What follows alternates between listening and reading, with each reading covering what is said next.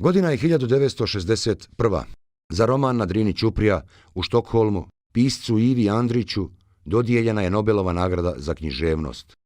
Dio bosanskih intelektualaca smatra kako je sve očitije da je Andrićev roman Na Drini ćuprija od svoje prve pojave 1945. godine čitan i kod velikosrpskih čitalaca shvatan kao historijska hronika o stvarnim događajima, a ne kao književno djelo koje je plod umjetničke fantazije i stvaralačke konstrukcije pisca.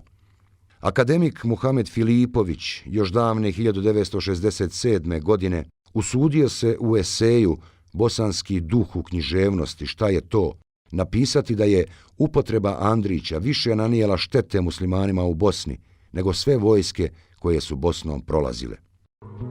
Neprestano se mahalo Andrićem i njegovim karakterizacijama Bosne i bosanskog čovjeka kao primitivnog prostora, kao nakaznih